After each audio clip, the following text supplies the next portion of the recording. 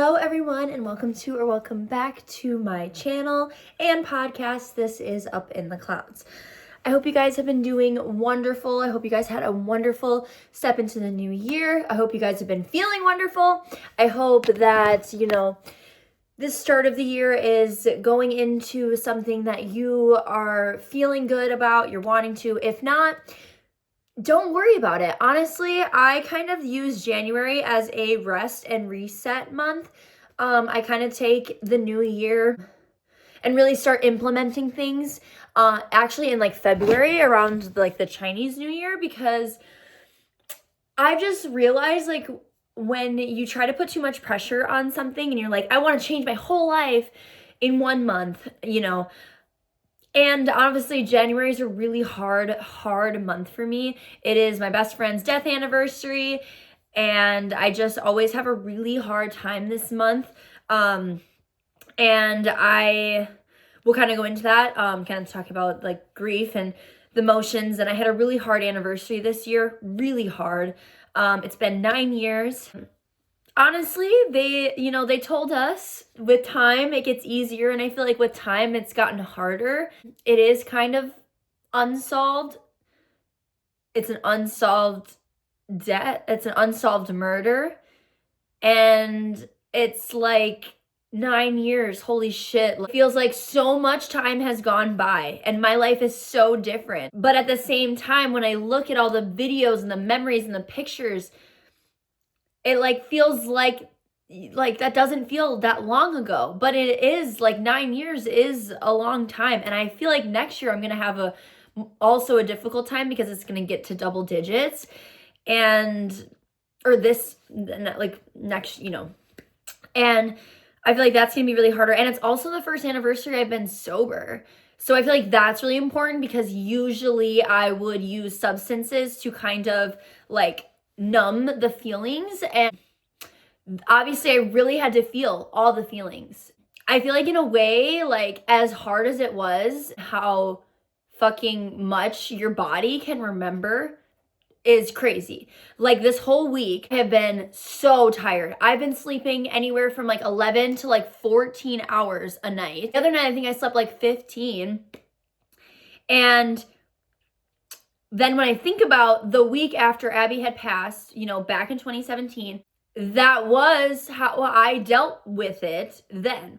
So your body can store that and remember things even 9 years later. Because that whole week leading up to the anniversary, I was very emotional. I was really just kind of unstable and all over the place. I was very like up and down. And then the week of the anniversary, like this week, I was tired. I was so drained. I wanted to make this video like earlier in the week. I just literally had no energy to do it. And while I am trying to get better at doing these, like even in a mental state of not the best, I still had I didn't want to give that a 100%, especially talking about this topic and in sharing the importance of this topic and why I do this, a very vulnerable thing, sharing this as in hopes to help other people, right? So my biggest takeaway: time does not make it always feel better, especially when it is unresolved, unsolved. There's not closure. When I feel like that is the hardest to come to acceptance with.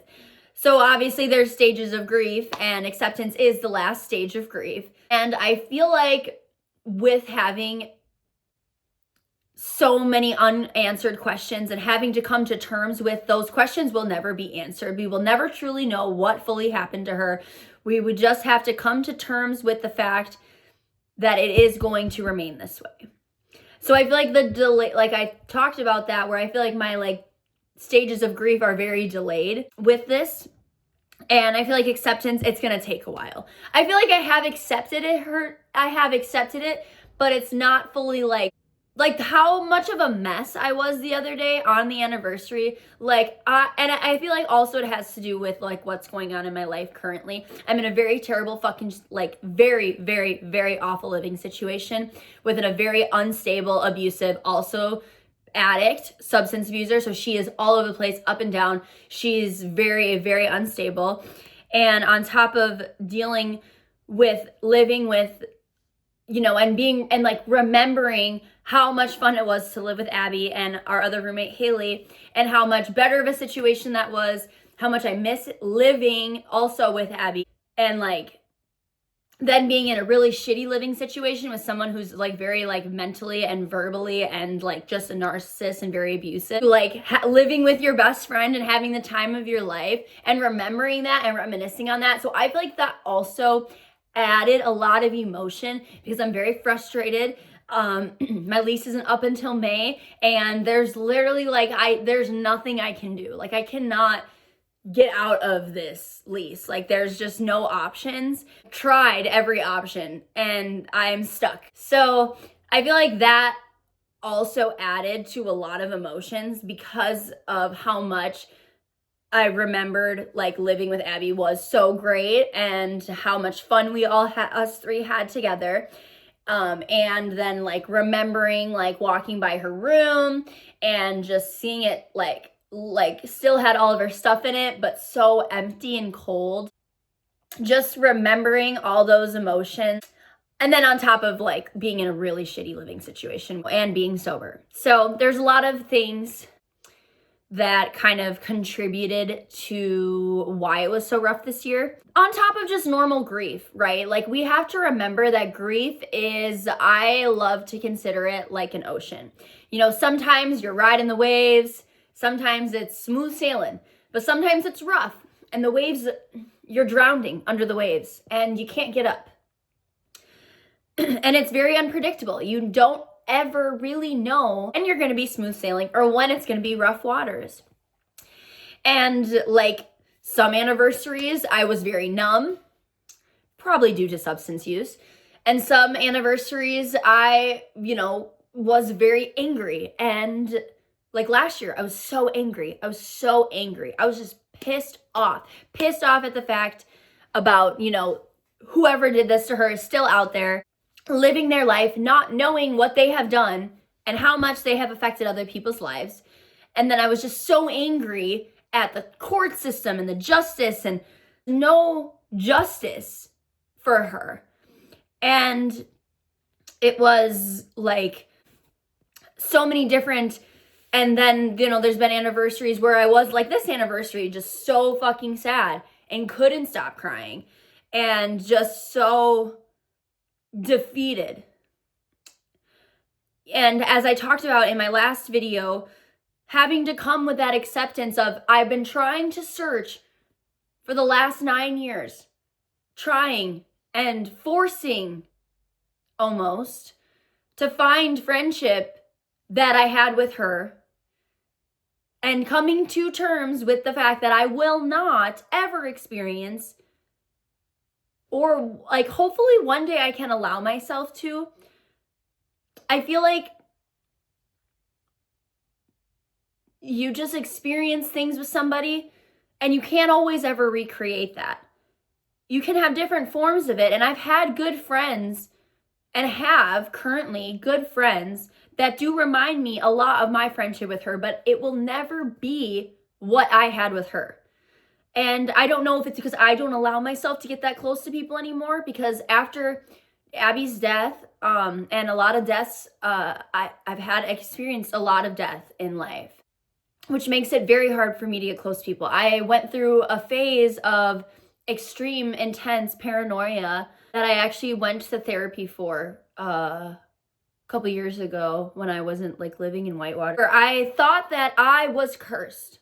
I thought that if I got too close, from the age of 4, from the first time I saw my first dead body until when Abby passed away, it had just been like deaths that were closer and closer and closer. And then the closest possible person to me at that time in my life got taken.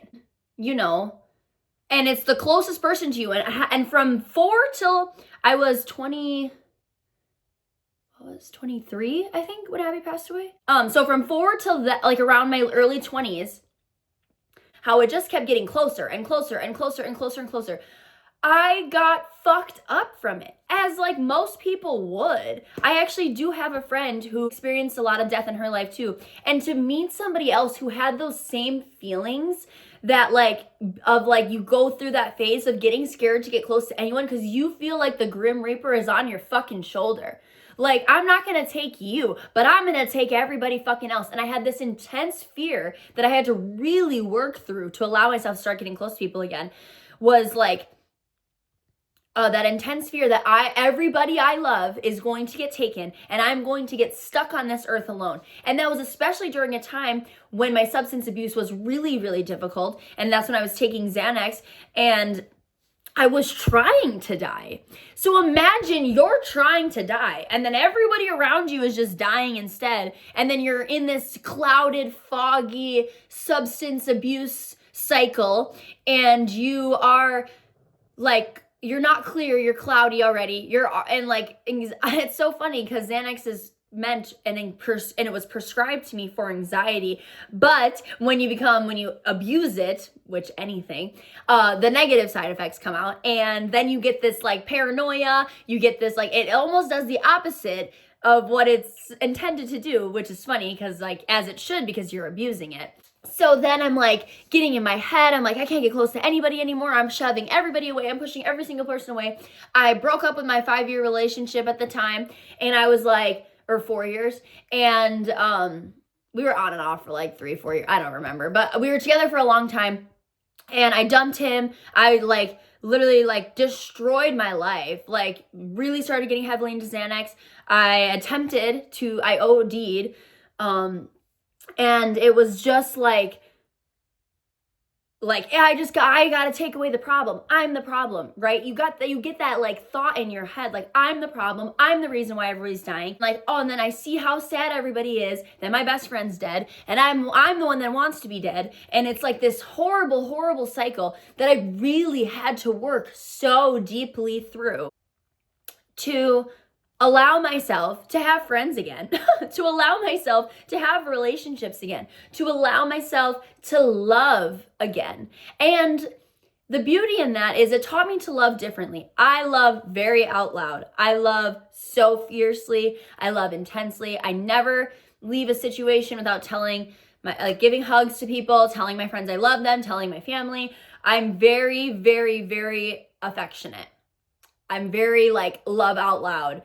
I let people know how I feel, but there's also that downside of like, even if it negatively, I also let people know how I feel because life is too short, and I've experienced it, to let things go unsaid, to resolve. That's another big thing is I feel like my last relationship was the biggest issue was he needed his space to think and process, and I needed things to be resolved in the moment because due to trauma of loss. Like, what if we haven't resolved things and we don't fix things and you get in a car accident, I get in a car accident, and then we leave things and you're dead and everything's unresolved. That's the way my brains work. That nothing is guaranteed, nothing is promised, and it's like so frustrating. And that's probably why a lot of like that relationship did not always work, because I need to find that with somebody I can like either doesn't need I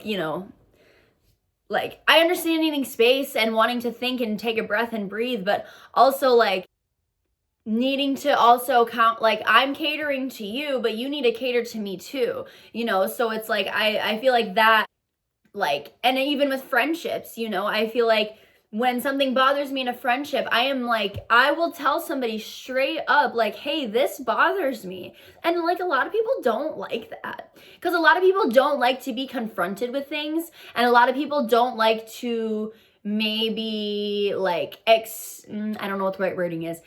A lot of people don't like to know that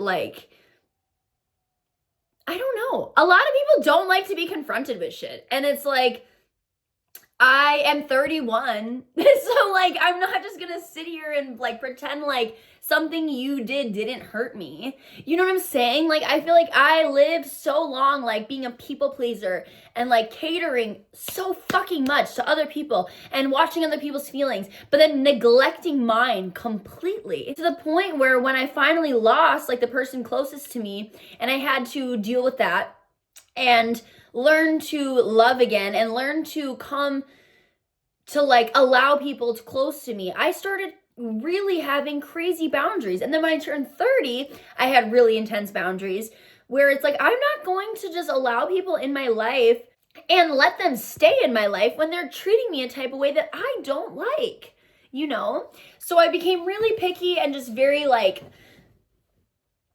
I don't know, just really upping my boundaries and really like sticking with them. Like, not only creating a boundary, but making sure that I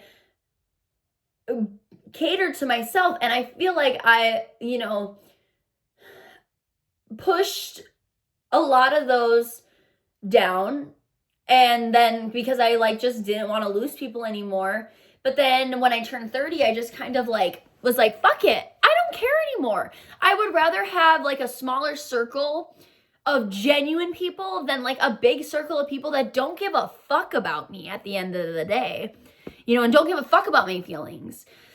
And this all stems from dealing with loss, because my friendship with Abby was so special and so incredible that like, yes, I may never experience that with another human being again. I may never allow myself to, but that is what makes, you know, what I talked about in the last, like one of these last videos, what makes it so like unforgettable, right? But at the same time, that should be the boundary, like the standard. I should not be allowing people to stay in my life who treat me like shit, who don't give a fuck about me, who, like, why would you want anybody in your life, you know, like that? And that's where I really just kind of like, you know, became that like person that would like call out my friends on their bullshit, because like, you're supposed to be my friend. You're supposed to care about how you make me feel. Like, it's not necessarily like coming, like, I usually try to approach it very nicely. Like, hey, this really hurt my feelings. A lot of people don't like that. A lot of people don't like to be called out on their shit, you know? And that was something I had to really come to terms with, was that is my boundary, is expressing things. So I don't like holding on to things. I don't like holding onto, you know, and that helps like not things like build up, you know, like I am very expressive and I just like to let, like, I don't like to like pretend that everything's okay and things are cool when I'm feeling a type of way, you know. And I feel like I want to also surround myself with people like that. And if I'm doing something, I want my friends to call me out on their shit too. Like, I want to make sure that like if I'm doing anything that upsets you, like, you let me know too, you know. It's only fair. And it's just like learning that like that was the standard of like, I want like my friends to treat me like how she treated me, because she is the blueprint. There's a reason why it still hurts 9 years later, right? Like, there's a reason why I'm still such a fucking mess, you know? And it's because she was such a great fucking friend to me and such a good, like, showed me love and like very like just was so good to me as a friend, that's like what I am like looking for in my friendships. Like, maybe I like kind of learned to let go of like trying to duplicate and find exactly what I had with her, because it's never gonna happen. Nobody is her, and that's okay. Every human being is different. Letting go of that like looking for the same thing in someone else, you're never gonna find that. And it being okay. That's the biggest thing. Like, accepting that, like, you're never going to find that, but also learning to be okay with it, because that's what makes the person that you lost so special to you. And grief is, wow, you know, and I had a lot of people reach out, which I really am so grateful for. People I didn't expect to reach out either. So, if you know who you are, thank you so much. You guys, it meant a lot hearing from people that I Did not expect to. And it just made me feel less alone, because I usually feel pretty alone during this time, because I feel like a lot of people don't understand, and it's hard to talk about it with people who don't get it, let alone just talk about it in general. That's why usually when I do talk about it, it's on here, because I'm just talking to a void, you know, I'm just talking,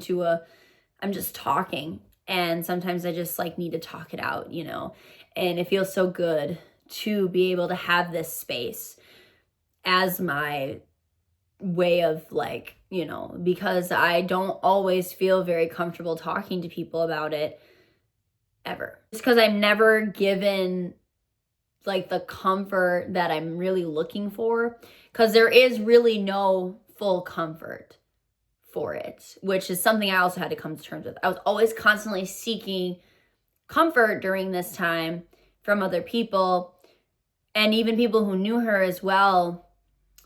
And it just never fulfilled me in the way that I felt like better.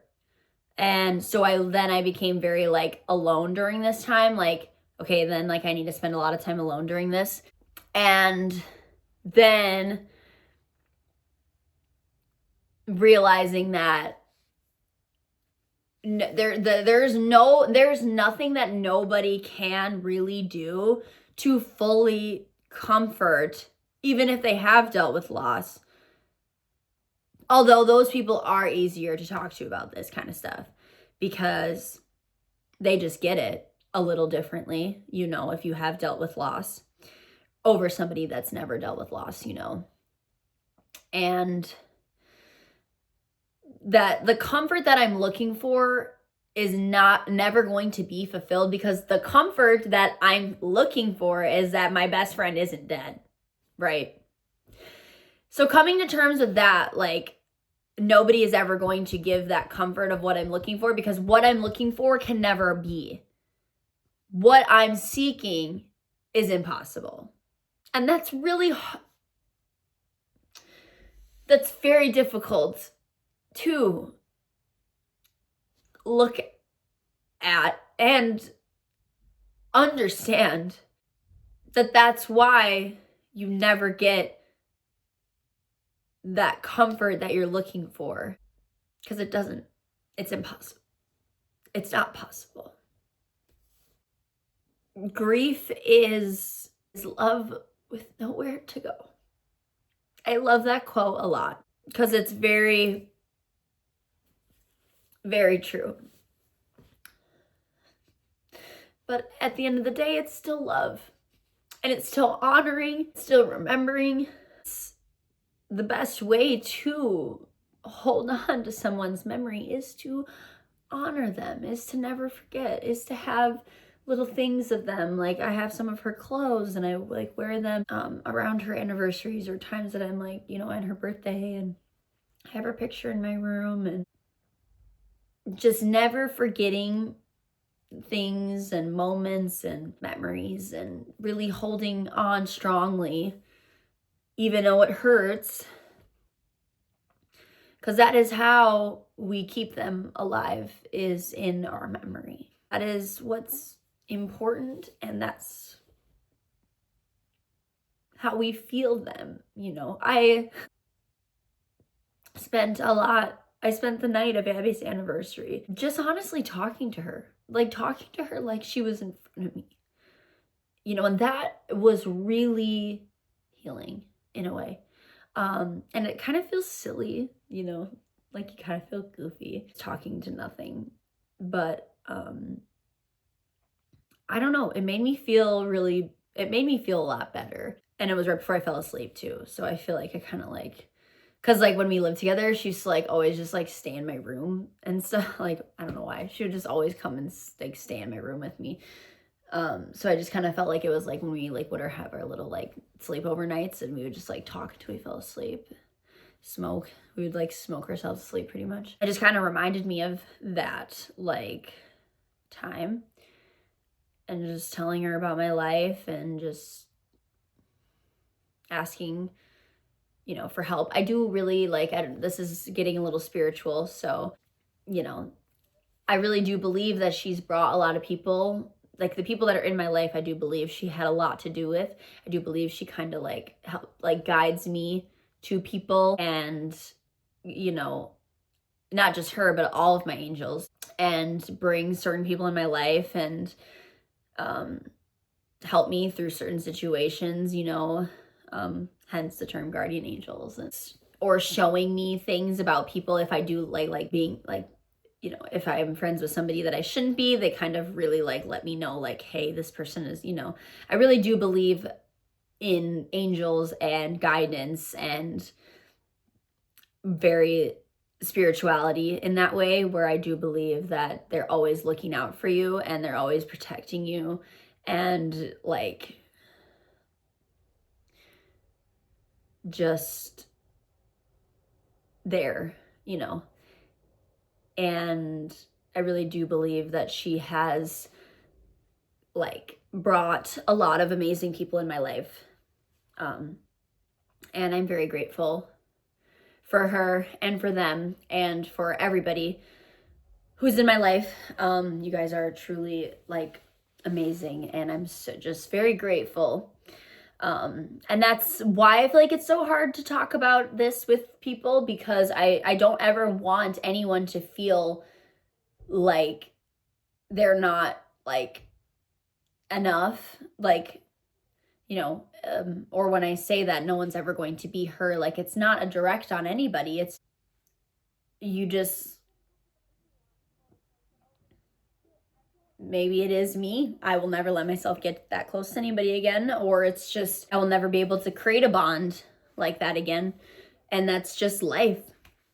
It has nothing to do with anybody. So that's why I feel like I get so almost anxious, like talking about it with people, because I never want anyone to feel type of way if I do talk about it with them, or like hurt their feelings, or be like, wow, like cool, I'll never be close to her. Like, you know, I don't know. I just get in my head, like, and nobody's ever said those things to me. Like, I just get super in my head, you know, and has nothing to do with anyone, you know, it's just life. And yeah, I was going to talk about, I was not expecting to talk about this much. I was going to have like 2 parts to this episode, where I was going to talk about something completely like not even like it was kind of related, but like unrelated. But I honestly think that I feel very like good with this, and maybe just having like a shorter episode this time, but feeling like this needs to be on its own entity and its own episode, because I feel like everything I talked about in this is very like healing for me, and very like, I've been really feeling like knowing what I needed to talk about. And I feel like because it ended up being longer than I planned talking about it, I feel like that's why it needs to be its own thing. And then we'll just save what the other part to this that I have for a next episode. So I'm going to end there today. I do want to thank you guys so much for being here with me and allowing me this space to talk and watching. And you know, I really appreciate all of you so much. Everyone who's been with me since the beginning, everyone who's a newcomer, I love you all so, so much. And please give this video a thumbs up.